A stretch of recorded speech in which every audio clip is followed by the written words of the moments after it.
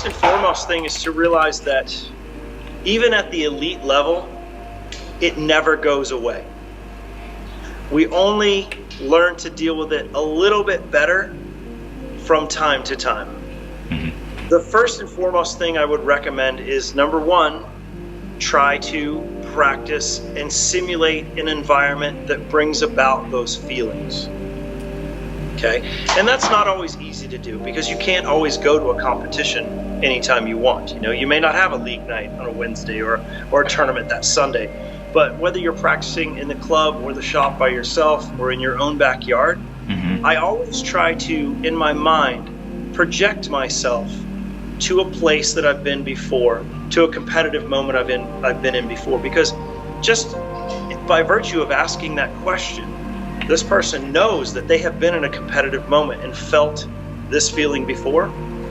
Try to think back and put yourself in that place while you're practicing.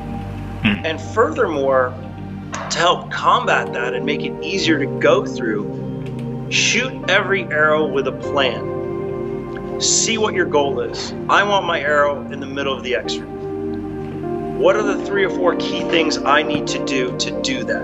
Well, my sight needs to look a certain way with a reasonable amount of movement to it in the target area at an acceptable speed. Okay, what are the physical things that I need to do? Well, as I draw my bow, I need to properly load the back half. I need to engage my release aid. I need to drive to the target. I need to center my peep and scope. That's your playbook for how you're going to shoot that arrow. See that and do that every single arrow, not just in competition, but especially in training, where that's very difficult to do. It's the most mentally demanding thing.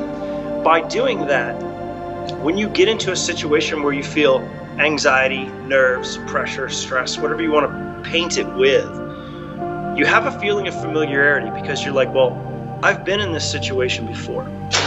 And it is then in that situation you'll make a conscious choice to succeed or a conscious choice to fail.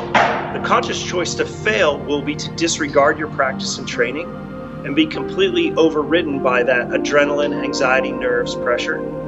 The conscious decision to succeed will be, I know I feel excitement, I know I feel differently than I do in practice, but I also know I've put together a plan. And although this may not be perfect, I'm going to execute the steps in my pre-shot routine to the best of my ability, because I know when I shoot an average shot, I usually get a 10. When I make shortcuts, make choices, try to do things quicker, faster, easier, or differently, is when I fail, and I don't shoot 10s.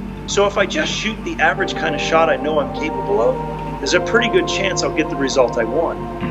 But the focus has to be on the process and not the outcome.